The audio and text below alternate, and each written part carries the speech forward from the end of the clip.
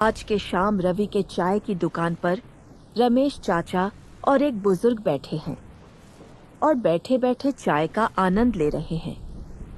तभी रमेश चाचा रवि से पूछते हैं। और रवि भाई, आपकी दुकान कैसी चल रही है? ठीक ठाक चल रही है रमेश भाई। लेकिन पुराने समय की बात ही कुछ और थी। शाम को कई बुजुर्ग आते थे और आपस में गपशप करते थे, जिससे उस वक्त मेरा दुकान भी काफी बेहतरीन चल रहा था। हाँ, वो तो है।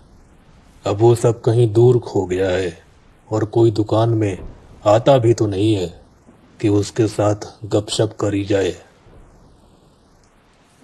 बरसात अब धीरे धीरे हल्की हो जाती है और दुकान पर चल रहे बातचीत के बीच कुणाल और सौरभ भी रवि भाई की दुकान पर पहुंचते हैं।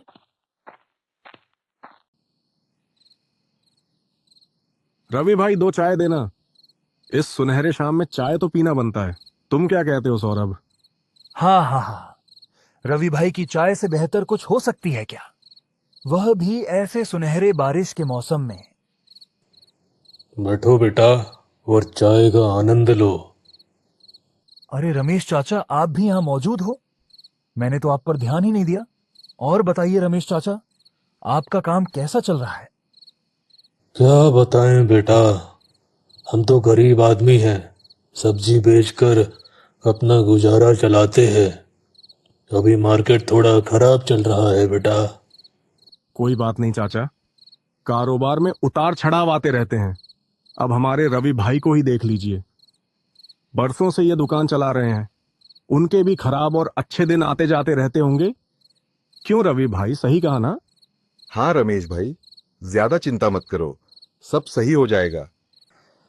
सौरभ बेटा, मैंने सुना है तुम्हारा बेटा पास वाले छोटे शहर में क्रिकेट सीखने जाता है। हाँ रमेश चाचा, लेकिन आपको कैसे पता? अरे बेटा, एक दिन मेरी बात तुम्हारी पत्नी से हुई थी। उन्होंने ही मुझे बताया था कि हमारा छोटा वाला लड़का पास वाले शहर में क्रिकेट सीखने जाता है। हाँ रमेश चाचा, बहुत पसंद है उसे क्रिकेट खेलना।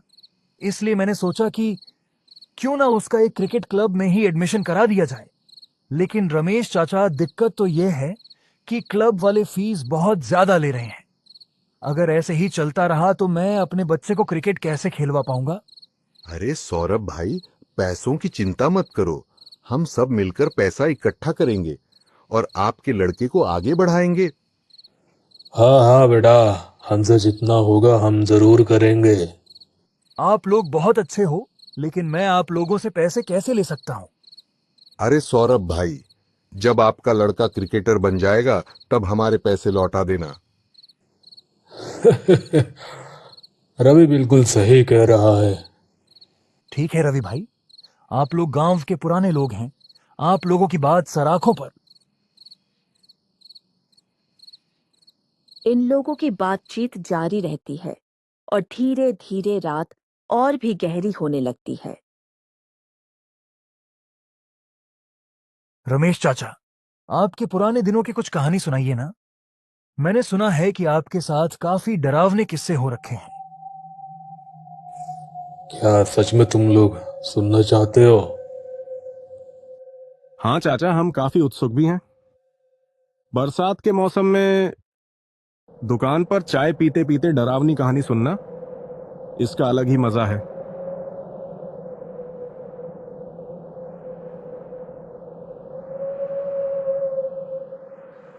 काफी समय पहले, मेरी जवानी के समय, जब मैं शहर के दफ्तर में काम करता था,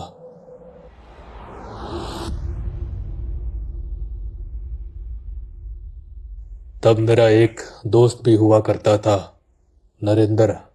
हम दोनों एक ही दफ्तर में काम करते थे और शाम को चाय की दुकान में हंसी मजाक करते थे।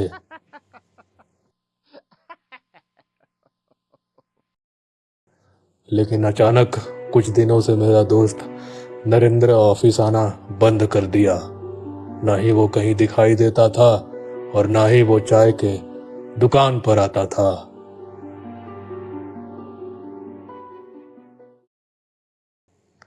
लेकिन एक हफ्ते बाद मुझे पता चला कुछ दिन पहले किसी रोड एक्सीडेंट में उसकी मौत हो चुकी है।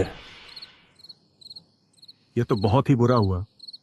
भगवान ऐसी मौत किसी को ना दे। इसके बाद क्या हुआ?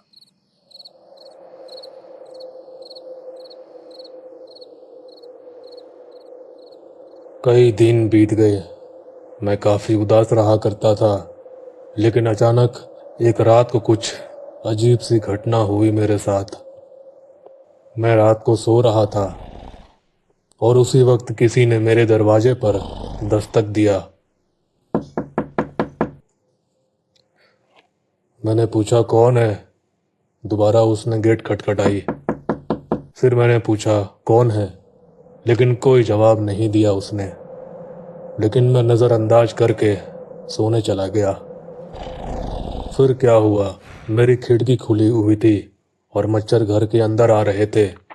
यहाँ मैंने सोचा कि खिड़की बंद करके सोता हूँ, लेकिन जब मैं खिड़की के पास गया तभी खिड़की के बाहर मुझे मेरा दोस्त नरेंद्र दिखाई दिया।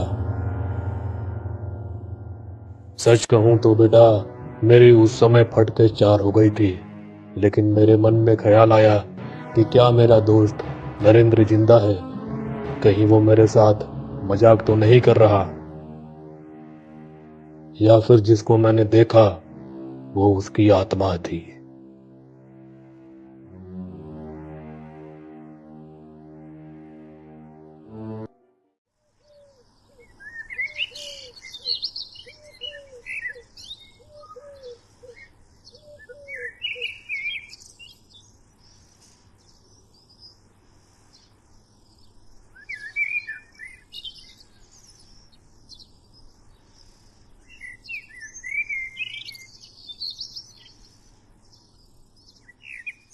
सुबह होते ही रमेश अपने घर के बाहर निकलता है और देखता है घर के बाहर कई लोगों की भीड़ जमा हुई थी। रमेश भीड़ के पास जाता है तो देखता है वहां कोई मरा हुआ था।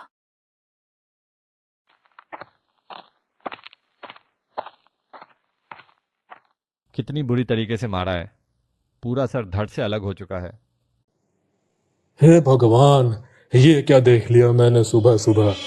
ये तो रहीम भाई है, हमारे ही दफ्तर में काम करता है, लेकिन कोई इनको क्यों मारेगा? रात को मेरे घर में भी दस्तक हुई थी। क्या ये उससे जुड़ा हुआ हो सकता है? इसका पता लगाना पड़ेगा।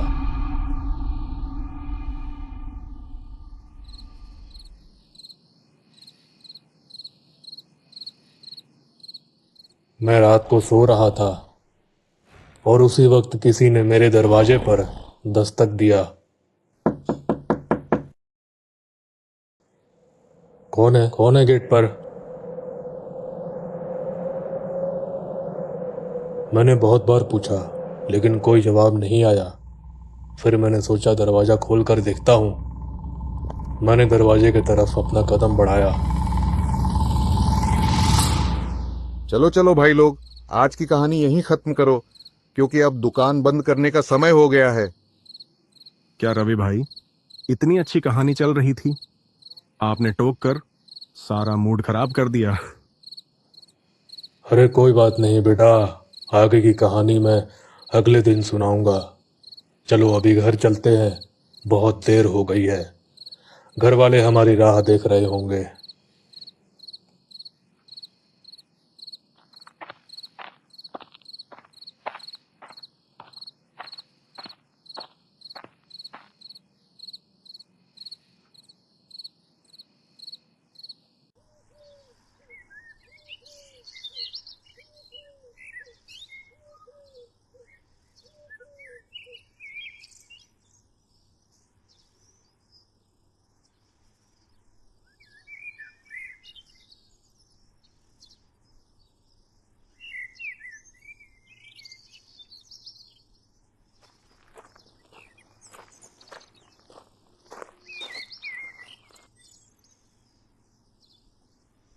यार, रमेश चाचा की कल रात वाली अधूरी कहानी तो काफी अजीबोगरीब और डरावनी लग रही थी।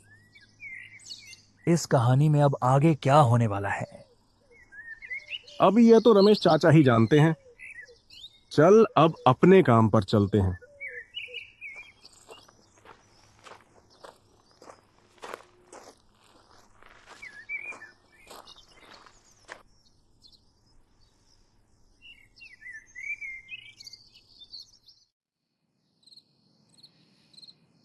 फिर शाम होते ही सब अपना अपना काम खत्म करके वापस दुकान पर आ जाते हैं। रवि भाई, दिन भर के थकावट के बाद शाम को आपकी चाय पीने से सारी थकावटें दूर हो जाती हैं। आपकी चाय में अलग ही जादू है। अरे कुणाल भाई, ऐसा कुछ नहीं है। रमेश चाचा, कल वाली आपकी अधूरी कहानी आज दिन भर मेरे दिमाग में घूमती रही। अब आप आगे की कहानी सुनाइए। ठीक है बेटा। तो उसके बाद मैं दरवाजे की तरफ बढ़ने लगा और दरवाज़ा खोल के बाहर देखा तो कोई नहीं था। मैंने सोचा, यार ये रात को कौन आता है और दरवाजे पर दस्तक देकर चला जाता है। तभी मेरे साथ उस वक्त एक बहुत ही अजीब घटना हुई। इतनी अजीब जिसकी मैंने आज तक कभी कल्पना भी नहीं की थी। ठीक उसी समय जंगल के तरफ से बहुत सारे कुत्तों की आवाज़ आने लगती है और दूर अंधेरे में कई डरावनी परछाई खून से भरी हुई लाल आंखें मुझे घूरने लगती हैं और मैं इस नज़ारे को देखकर काफ़ी डर गया था। मैंने सोचा, आज तो मैं मर गया भाई। लेकिन फिर धीरे धीरे सब गायब हो गए। मैं तुरंत गेट बंद करके अंदर घुस आया और मैं बैठकर ये सोचने लगा, कल श्याम लाल ज्योतिष के पास जाऊंगा और जो भी मेरे साथ हो रहा है उसके बारे में ज्योतिष को बताऊंगा।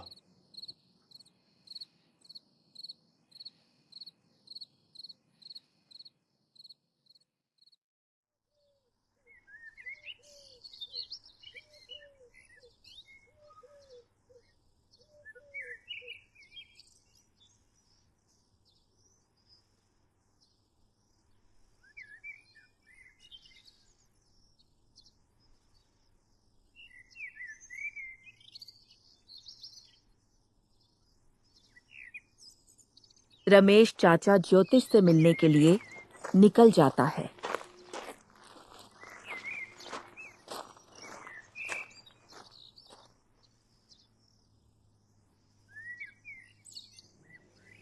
श्यामलाल बाबा, नहीं पता पिछले कई रातों से मेरे साथ क्या हो रहा है।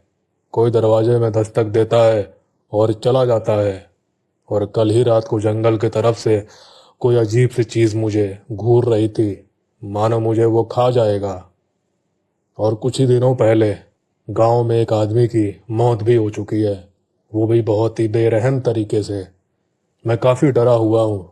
आप इसका हल मुझे ज़रूर बताइए।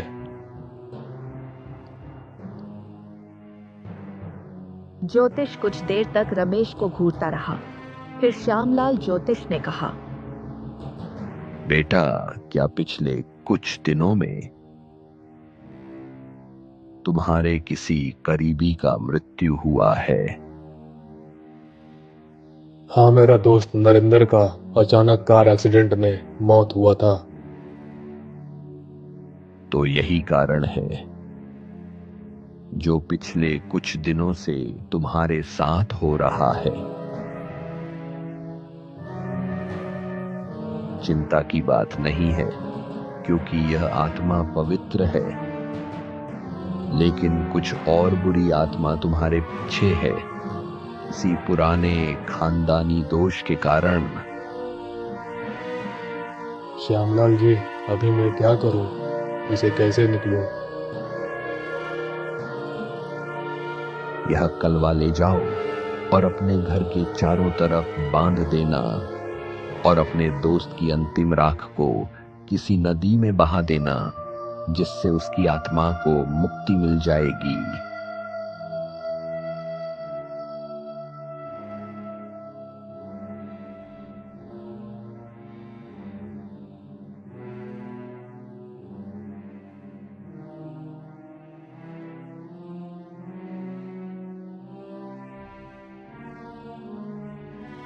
क्या आपने ज्योतिष की बातों का पालन किया? हाँ, मैंने उनके बताए हुए हर एक चीज का पालन किया और उसके बाद रात को दरवाजे में दस्तक धीरे धीरे बंद हो गई और नरेंद्र की आत्मा को भी शांति मिल गई। सच में रमेश चाचा, यह कहानी काफी उदास करने वाली और काफी डरावनी थी। तो मेरे प्यारे साथियों, आप ही बताओ, आपको यह कहानी अच्छा लगा या नहीं? अगर अच्छा लगा तो वीडियो को लाइक करके चैनल को सब्सक्राइब जरूर कर देना। मिलते हैं अगले वीडियो में एक और नई कहानी के साथ। तब तक के लिए रात में भक्ति गाने चलाकर सोए।